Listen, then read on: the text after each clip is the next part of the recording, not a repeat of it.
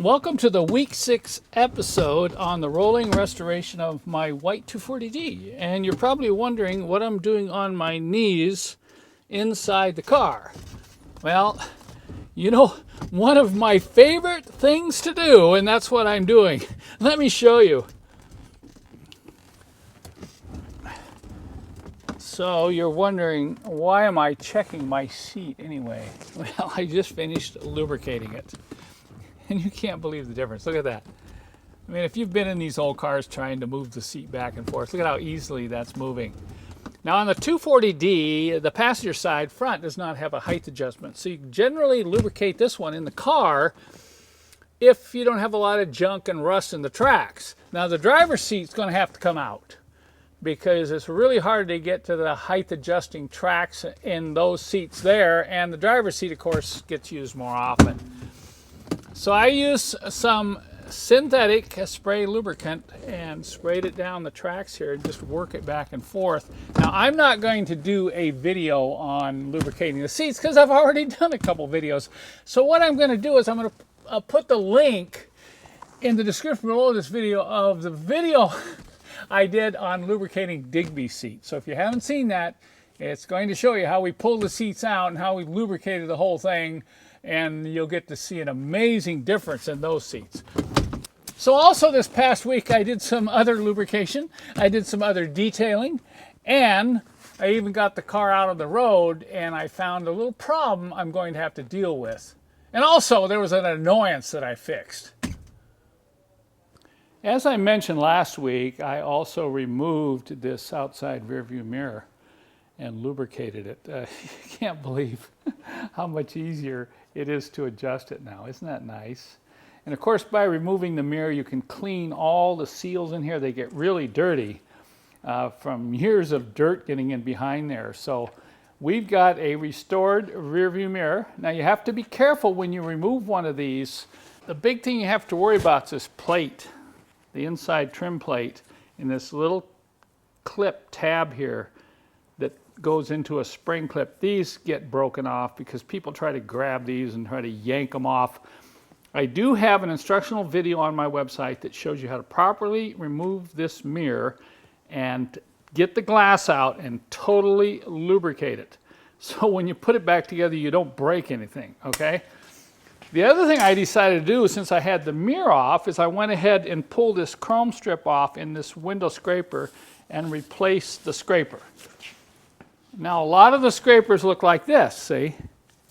And you can see all the cracks from age.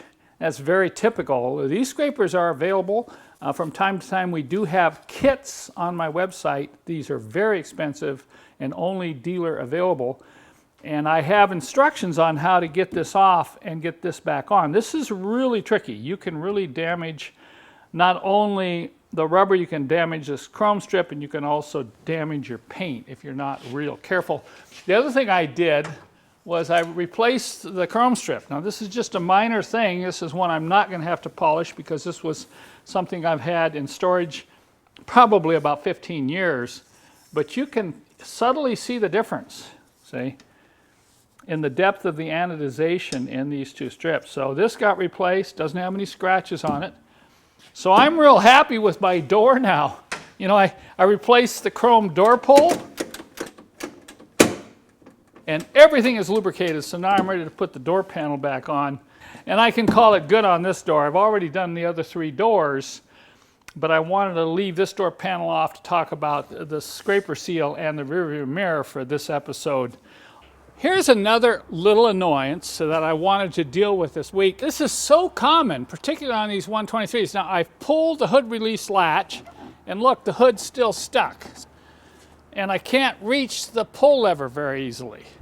But if I grab a hold of it and jerk up on it, then the pull handle comes out and I can pull on that and then open the hood. So you can see that's just an annoyance. So what I'm going to do first is I'm going to do a little lubrication on this latch assembly and see if that makes any difference first. If the lubrication doesn't fix it, then we may have to do some adjustment. But all I have time for today is some lubrication. So So I'm going to get my acid brush and my synthetic grease out.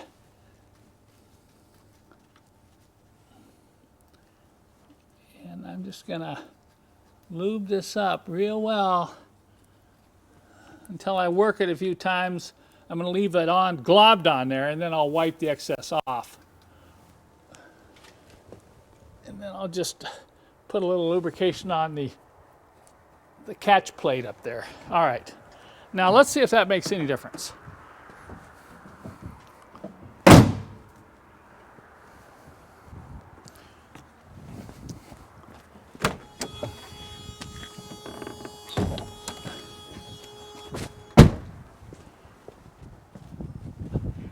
Nope. Okay. Now I'm pushing down on it. See, it's still staying kind of attached on this side. And if I pull it up, it feels like this upper plate is going to have to be adjusted. Remember, the holes in that plate are elongated. So I'll mess around with this. Right now I'm going to go out and hit the road. I'll tend to this later.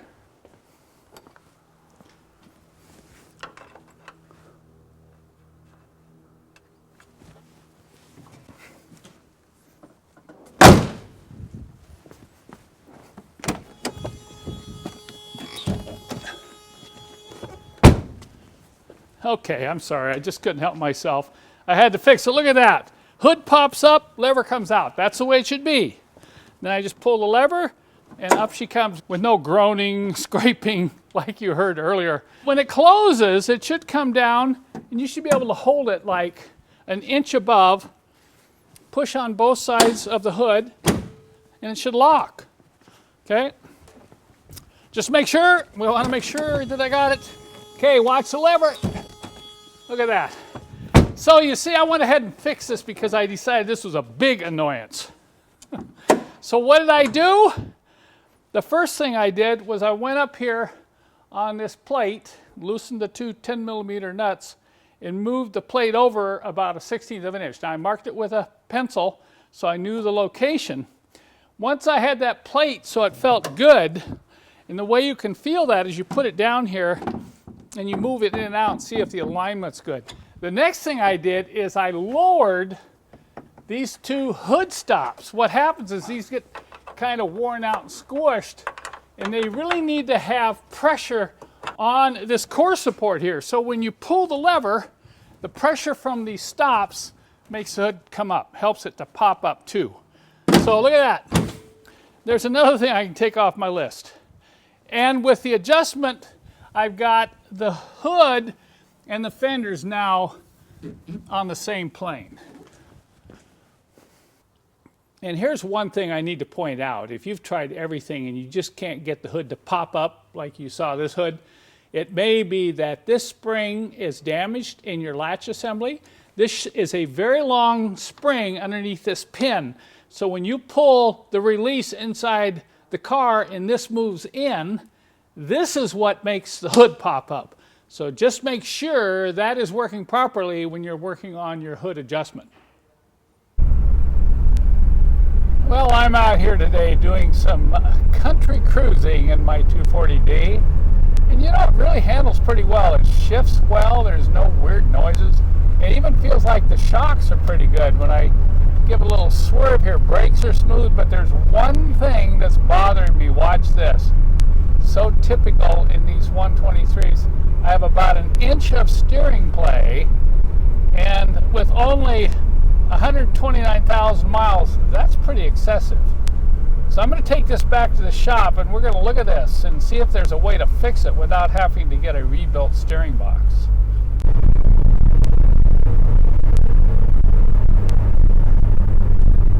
Okay, back to the shop for a little more tweaking on White Lightning here.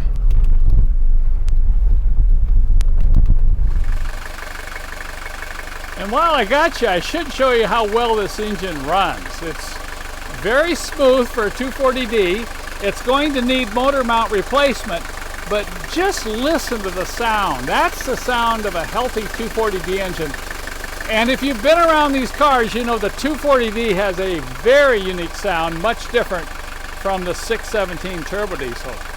And by the way, this sounds exactly like when I purchased the car. I have not done any tuning yet. No valve adjustment, no injector test, no nothing. I just changed the air filter and I've got a good engine here.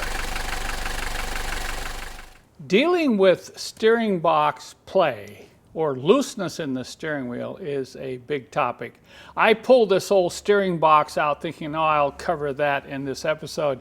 Well, it's already 5 o'clock, the week's over, but maybe next week I'll get into the issues surrounding these steering boxes. You can see here, here's the pitman arm. I'm gonna hold that while I move the input coupling here. Look at how much play is in this steering box. This one was removed from a 300 SD. Now this is very typical. Of course, everybody says, oh, you can adjust it. Well, not all steering boxes can be adjusted.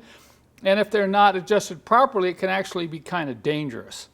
Now, how do you know it's a steering box? Maybe it's a tie rod, or maybe it's a, an idler arm or something underneath your front suspension, and it's not the box. You have to make sure that the steering box is the problem.